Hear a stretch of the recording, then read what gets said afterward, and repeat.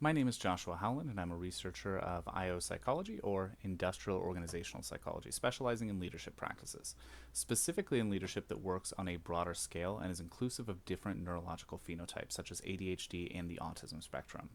I've heard the feedback around the blurred background, so you get a bit of a look into my own messy life, and Freya is here behind me somewhere to provide emotional support. She's kind of hiding beneath a blanket. You can probably see a little bit of her tail there. There's been a long trend of believing that leadership involves inherently anticipating the needs of your employees. So we idolize leaders who are good at reading and acting on social cues, but it creates an ego that results in missing important factors. As a leader on the spectrum, I've been giving an amazing, kind of unique opportunity to learn how to lead while not having the same ability to read social settings that others have. And combined with research, I found that we often set ourselves up for failure as leaders. Social cues can vary based on context, background, culture, and even neurological condition. Let's take a look at neurological conditions for a moment. So, autism alone makes up 2% of the general demographic. ADHD at 6 to 8%, generalized anxiety at 5.5%, 6% with PTSD, veterans, of course, experiencing a much higher rate at over 10%. These numbers are likely underrepresented too, with some of these conditions likely to be twice as prevalent as reporting may indicate due to factors such as social stigma. So, as a leader, why does this matter, right? You're not a therapist, you're not a psychologist. Well, these conditions, along with multicultural settings, all result in a variety of communication styles, which then result in more challenges with social cues. This means that when we assume that as leaders we can read the room, we're only really seeing about half the picture. That's where the simplest and most powerful tool we have as a leader comes into play: asking and showing openness to adjustment.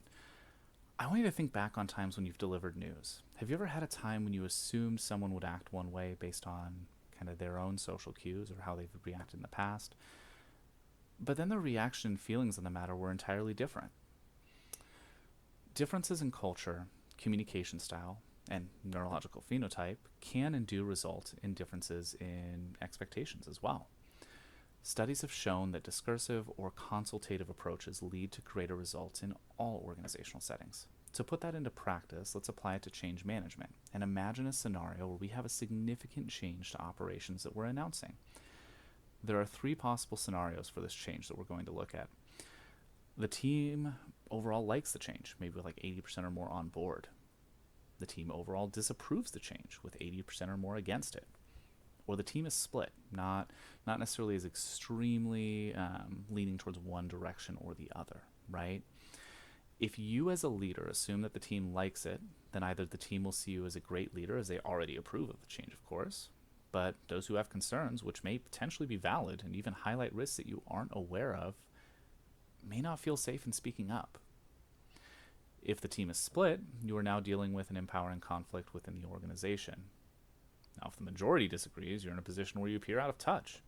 You may have thought this change would be well received, but either you'll have vocal criticism, or even worse, you'll have employees who publicly agree with you, but privately undermine you while looking for the door.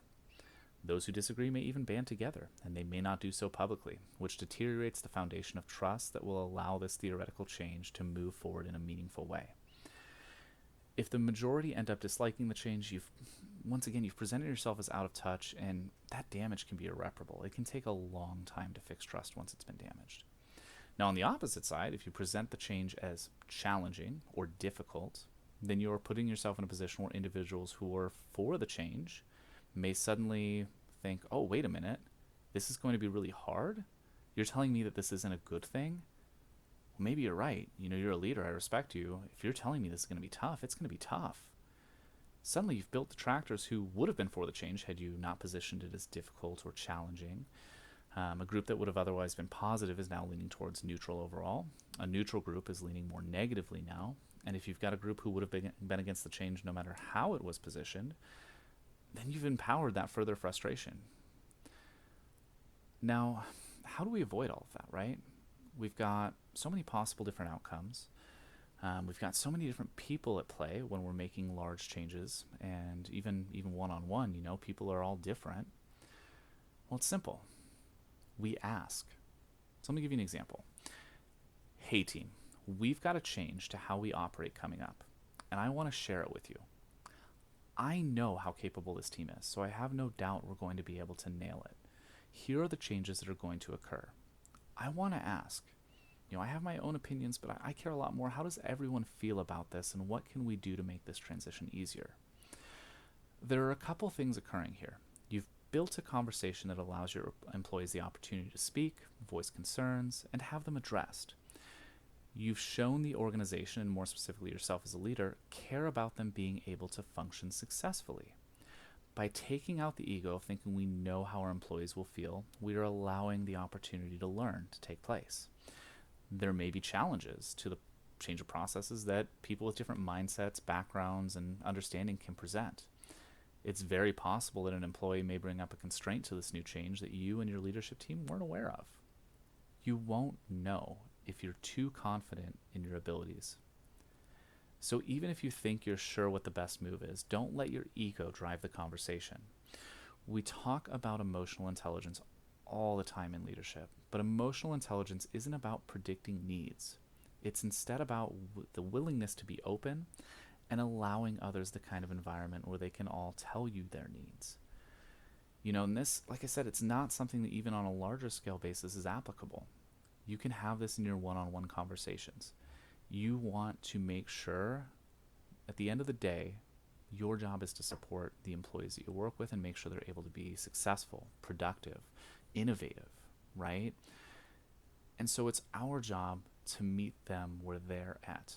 And when we make assumptions and we operate in the way that we inherently think is best, or we have found works in the past, or anything like that, we're making them meet us at our level. And you'll never get the same performance out of the team operating that way. I hope this was informative, and I hope you have an awesome rest of your day.